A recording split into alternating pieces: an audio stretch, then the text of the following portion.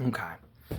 So over the weekend, I had a chance to go watch The Odyssey, and I watched it. I loved it. Thought it was great.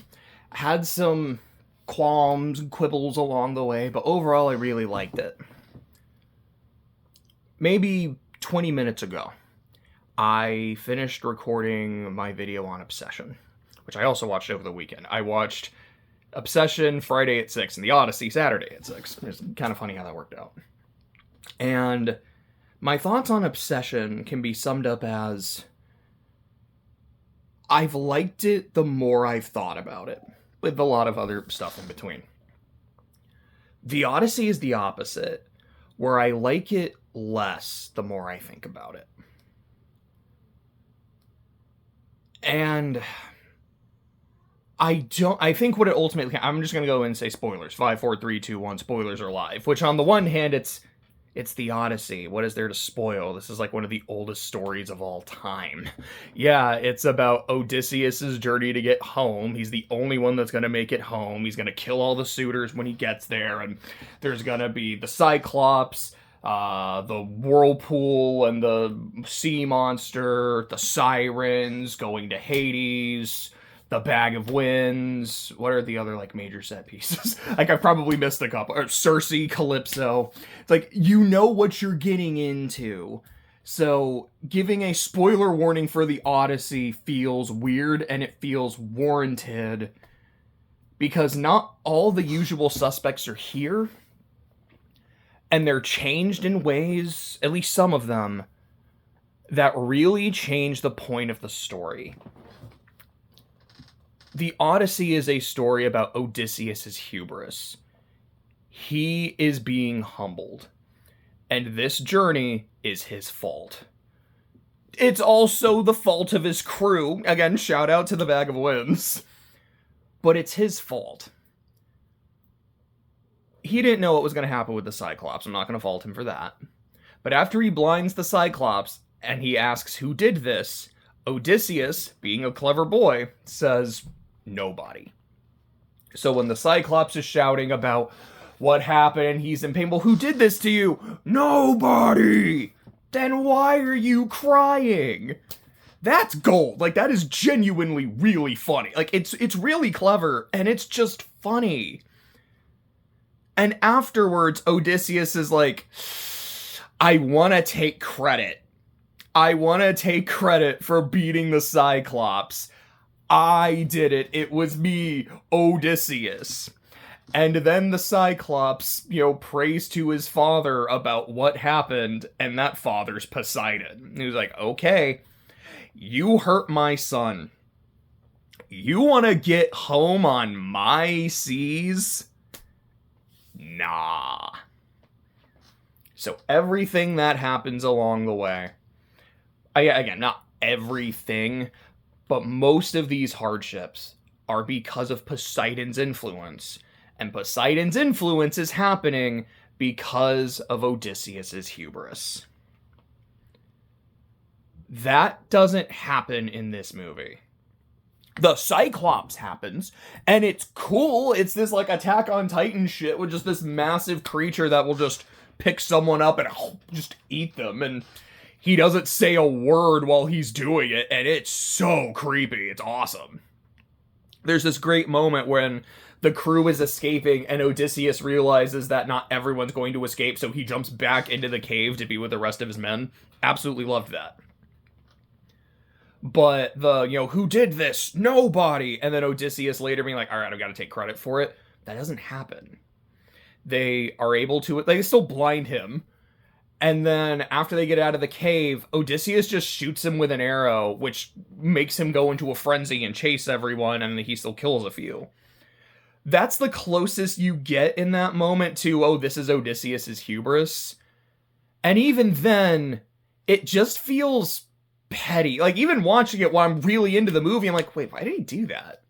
And even his crew's like, why'd you do that? He's just kind of like, but I wanted to. Like, fuck him. Like, sure, but huh?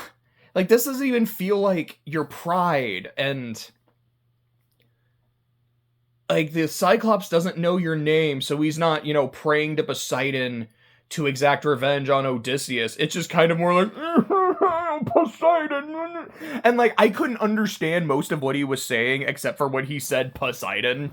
So it's more along the lines of, he's crying to his daddy, and his daddy is omnipotent enough or omniscient enough to know who to curse. Which, they're the gods. I could believe that. Especially if Poseidon's like, okay, here my son, Zeus, who's he talking about? Not really have a horse in this fight.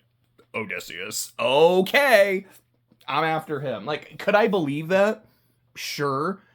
But it robs us of the core theme, which is, this is Odysseus's blunder. And I don't love that.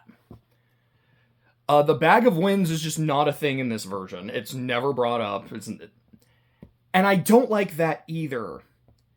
Because that is not on Odysseus. That's not his blunder. But it's the blunder of the crew. And it goes to show that as much as Odysseus is at fault for all of this, so is his crew, because if they trusted him, if they believed in him enough, none of this wouldn't happen. It is through their own stupidity as much it is through his hubris. But that doesn't happen. So the crew is a lot more sympathetic throughout most of the movie, which is not a bad thing, but there is that just... I feel like it's kind of missing the point that all of them are at fault for their predicament. Here, it's just... It just doesn't work for me in that regard. There's also this scene where they go to an island where there's these, like, giant dudes wearing armor that's just, like, slaughtering them and the trees are moving in the background. And it's cool. I really liked it. I was just also wondering, like, is this in the Odyssey? It's been a while. It's been a really long time since I've seen it. And it's been a bit since I've watched the SpongeBob movie. I'll get to that in a bit. But I'm like, I don't remember this in the Odyssey. And like, when I think of a lot of like the greatest hits, I also listened to Epic the Musical last year and it ruled. I loved it. I'm like, I don't remember this in there either. But it was cool, but like, we cut the Bag of Winds to add this, because the Bag of Winds feels thematically important. This was just neat. Scene with Cersei and them turning into pigs. That's probably my favorite scene in the movie. I think a lot of people would say the Cyclops. I'm not going to fight with anyone who does. But just, oh gosh, those pig transformations. I hated them. They were great, but never want to see that again. I'm surprised I haven't seen it in my nightmares yet. But I was talking because I watched it with a couple friends. And one of my friends is Tyler. Was like, so I was wondering like what she was turning them into. Like, why is she sticking, like, her hand so far down his mouth? Is it just for the love of the game? And, like, that got me when he said that. Just the love of the game. But, like, I thought the Cersei scene was great. I really liked it. One thing I do really like about this movie is how it's told. It's not just, here is Odysseus' story as it's happening. It is him talking to Calypso as his memory's kind of starting to come back, but he's not eating the lotus. And he's like, okay, this is what happened here. This is what happened here. You've got the movie starting with Travis Scott, the Bard. And I'm not going to lie, I thought that was actually really cool. I thought he did a really good job. Like, he's barely in the movie, but he kind of killed it in his, like, few moments. Like, telling the story of, like, the end of the Trojan War and the horse. And then Telemachus goes to Menelaus and Helen, and then Menelaus is telling him, like, stories, and it's... Because I know Nolan had said, I wanted to reflect the fact that the Odyssey has been something that is told through oration, which is why I wanted to have a rapper in the movie as a bard, telling it through oration. And the fact that that's more or less... That's how, like, most of this movie is told, I think was a neat touch. I actually really liked it. Sorry, if you hear that scratching sound, that's Bahamut. He was in his litter box, and now he's just scratching at the wall, because he likes to do that. Where was I? What was the next thing I wanted to talk about? I think the next thing really is just the ending. Just in terms of things that, like, bugged me. Sorry. I do kind of want to hit the other set pieces. Like, the scene in the underworld's awesome. when they're in Hades and like Elliot Page gives his like monologue. I know there was a dialogue, there was a little bit back and forth. He absolutely stole the show, like, in that moment. I thought he gave a great performance. Pattinson also, whenever he's on screen, is fantastic. Like, he is so charming and so slimy at the same time. Like, I am so glad that Robert Pattinson is not just Edward Cullen and Cedric Diggory. Because anytime I've like seen him in anything, like I loved him in The Lighthouse. I thought he was really good in Matt Reeves' Batman. Like, yeah, he was great here too. Let's go, Bobby Patty. Sorry, brain stop. Bahamut is distracting me a bit. Oh, I think he heard me. He stopped. Thank you, bub. Like I thought the scene in the underworld was great. Is it Memnon or Memnon? I can never remember because anytime I try to pronounce it, it always feels wrong.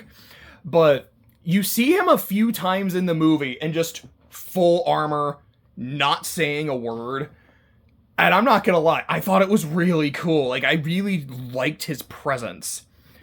And then, you know, when they're in the underworld, he starts talking, and I'm not like, oh man, now I heard him talk, he sucks.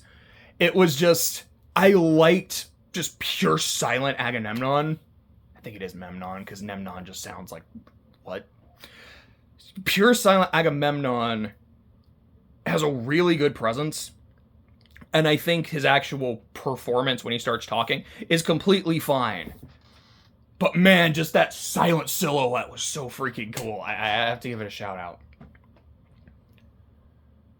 But like I said earlier, this is not a movie about Odysseus's hubris and, I don't know if I would say overcoming it, but the consequences of it.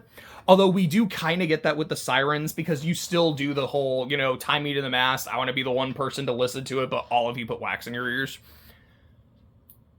That's also maybe my favorite scene in the movie. Because you don't, like, as the wax is going into, what is it, Euryclides? I don't know how to pronounce his name, but, like, his main crewmate, like, you start to just not hear what's going on, and you just see Odysseus screaming when he's on the mast. And he gives this, like, explanation, I think, to Cersei. Excuse me, not Cersei, Calypso. About, like, you know, like, what did you hear? Like, I heard, like, that song is everything you've ever wanted. And it's everything you'll never have. Because you had it once and you lost it. And I really liked that. I like that explanation a lot. And I like that we never actually hear it. That kind of did a lot for me.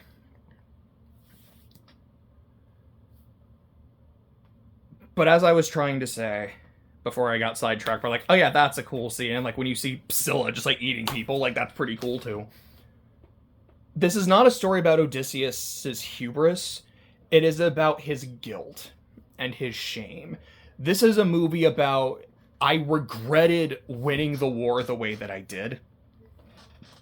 Because I feel like the horse was a dishonorable play. And I feel like making a peace offering, leaving it as a peace offering, and using that as an instrument of murder and destruction is a violation of Zeus's law of hospitality. And throughout the movie, people are talking about how it's like, yeah, there's these sea people, the people of the sea, like they don't care about hospitality, they're just murderers, there's brigands. Odysseus says at the end of the movie, no, that's talking about us, that's talking about me, because of what I did in Troy, because of my strategy. And Zendaya plays Athena, and she's barely in the movie, but the reveal at the end is during just like the siege of Troy. That's not the right word for it. The massacre in Troy. There was a priestess of Athena who was murdered. And Athena is using the visage of that priestess whenever she speaks to Odysseus to remind him of his guilt and to remind him of his shame. And I like it and I don't like it. I don't like it because I'm like, okay, that feels like that's not what this story was about. And we're completely changing the theme.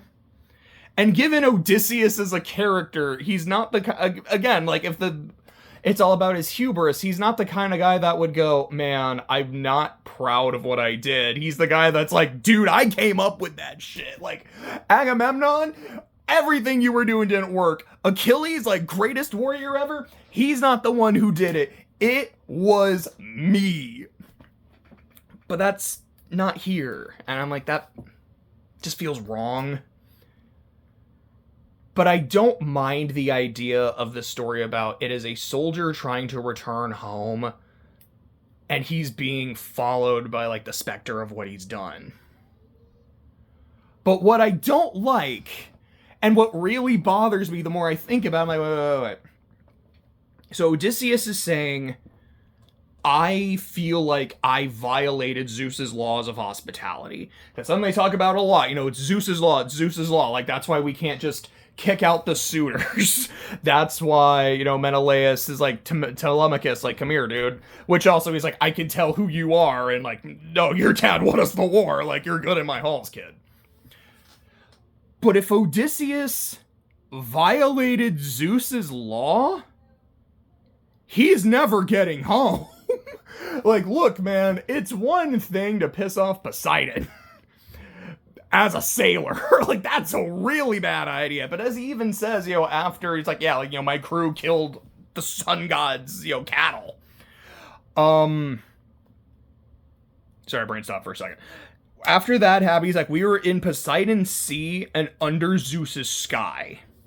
They were never gonna get out of there. Which, fair. But if you, the captain of the ship and the head of the expedition, violated Zeus's law of hospitality, you were never making it home, Odysseus. So the fact that he did, because even if it's like, well, he only thinks that he did, I mean, if Athena's punishing him, then I think she did. And if this is causing this chain reaction around the world where people are afraid of what he did, and now maybe other people are going to start following in that footsteps and not adhering to these laws, then yeah, it sounds like he did break them. Zeus let him go home? Really? Like, if that's what we're going for, then I don't believe this. Because here's the thing about this movie. It's trying to be a more grounded version of the Odyssey, which is why Athena is the only god you see, and you barely see her. And even then, it can be interpreted that this is less of the goddess Athena talking to him, and more a manifestation of Odysseus' grief and his shame. But, yes, and not grief, it's more guilt and shame. But the gods are clearly here. Circe has magic. You go to the underworld. They talk about, like, there's a Cyclops. Poseidon. And Poseidon's here because of all the storms and shit. So, this is a world where the gods exist, but they're heavily downplayed, but you violated a big law of the chief god, and he was okay with that? Unless the idea is also like, well, no, I mean, this is part of the reason it took so long. It wasn't just Poseidon after him, it was also Zeus. Sure, maybe, I guess, but again, I don't think you were gonna make it home, buddy, if you pissed off Zeus. So I just don't think it works. And that's the thing, I really enjoyed the movie. And I would honestly kind of want to go watch it again, because I had such a good time with this grand adventure and this big epic tale and all of that. But when I think of it as just an adaptation of the Odyssey, and what the Odyssey is about, I don't know how well it actually does that. But I'm going to end by talking about SpongeBob, because it's been in my head the past few days. I think even before I saw the movie, I was just like, yeah, what are the set pieces of the Odyssey? Circe, Calypso, the Cyclops, the Bag of Winds. And then my brain goes, the Bag of Winds, that's a thing in the SpongeBob movie. Wait, the Cyclops is also a thing in the SpongeBob movie. Wait. Was the SpongeBob movie just the Odyssey? And the more I think about it, the more I'm like, oh my gosh, it very clearly was. So I think, so SpongeBob is Odysseus. He's going on the big journey. Also has to deal with his hubris because he was humbled hard by not being named manager. And it's not all in order because I feel like the Lotus Eaters and like what the Lotus plant does, I think that's the Goofy Goober ice cream. When does the Lotus happen? Because at least in this, it's Calypso, and I don't remember if that's accurate, if it's supposed to be earlier, if it's a little bit later, but I think that's the Goofy Goober ice cream. So I think Mindy is Athena, because this is like the goddess who is helping them. I don't know who Patrick is, I'll just say that. I guess he's like Euryclides, but... I mean, I guess he is Euryclides because he opens the bag of winds early. He 100% is like, this is just Odysseus's crew. But Mindy is the goddess that is like helping them along the way. He's Neptune. He's Poseidon. He is the one that is, he's not making the job harder, but he is the one, he is kind of framed as the antagonist besides Plankton. Like, this is the god antagonist. Plankton is... I can't remember Robert Pattinson's character. It's... Because it's like Antis something, like Antinous... I'm just going to call him Antinouser. Because there was a video I had watched, I think, earlier in the year, and it was... Could Odysseus survive Super Mario Odyssey? And Bowser was referred to as Antinouser the entire time. And so, as the movie's going on, I'm like, something? He's Antinouser. That's just how I'm going to remember him. So, Antinouser is Plankton, because here is the antagonist in Odysseus' home, being the Krusty Krab. I guess Bikini Bottom as a whole, but the Krusty Krab. That is trying... Because Penelope is crabs. Because this is who Odysseus is trying to come back home to. So I guess Squidward is Telemachus. I suppose. That would make anyone who is infected by the bucket helmets, those are the suitors. And instead of Odysseus killing them all, which he actually doesn't do in the movie, once some of them start surrendering, he lets them go. And I'm like, I don't think that's what happened in the book. But anyways, or like the original poem. But instead of killing all of the suitors, he hits them all with the rock concert, and that's how they get free. I think Shell City is both Circe and Calypso. I don't know why I did it like that. That was weird. But it's Circe because instead of being turned into pigs, they're being turned into novelty items. But it is still a place to like capture sailors or to capture sea creatures. It's Calypso because this is, I think, kind of like the last place you're at where you're being held before you get to go home. Hasselhoff is Hermes because he's who else can Odysseus out of Calypso's grasp, which is gold. I love that Hasselhoff is Hermes. I think the pirates at the start, who are like the audience, I guess they're the Greek chorus. The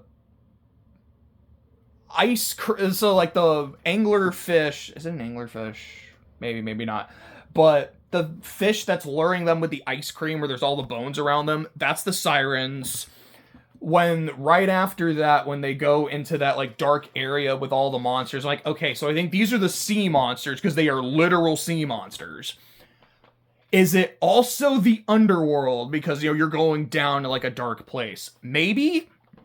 But I'm also thinking maybe like the dive bar with, you know the rules. All bubble blowing babies will be beaten senseless by every able-bodied patron in the bar. The one dude saying it later than everyone else cracks me up every time. And, you know, we're on a baby hunt. Don't think we don't know how to weed. He opens his eye patch. I really want to rewatch the SpongeBob movie. I'm talking myself into it. Oh, but not that I need convincing, but now I'm like, man, I really want to rewatch the SpongeBob movie. Like, the scene in the dive bar is so funny. I don't know what it represents. I'm like, maybe that's the underworld. Just because it's supposed to be like a dark place, but like you're not dealing with the spirits of the dead, so I don't think it really counts. Like, I mean, comparing it to the Nolan film, I guess these would be the big, like, Unga Bunga dudes. But I don't, like, was that in the original Odyssey? Like, maybe it was, and it's just a set piece that I don't remember. So I will assume it was, and that, yeah, the dive bar and the, like, big armored dudes are from the same thing. The Cyclops is the Cyclops. Except instead of blinding him with fire, they shoot glue in his face. What am I missing? I don't know if I'm missing any. Like I said, like there's the whirlpool and the sea monster. So I guess the sea monsters are the literal sea monsters. I don't know what the whirlpool would be. Maybe that's just the destroyed bridge, I guess. That might be everything. At least it's everything I can think of. So, did I enjoy Nolan's Odyssey? I did. But the more I think about it, the more I'm like, I like it a little bit less. Like, I don't know how well it holds up under scrutiny, but I still enjoyed it. I would probably go see it again, but I don't know if because I didn't watch it in IMAX, and I would kind of want to, but I'm in no rush to, especially now that I'm thinking about it more, and like,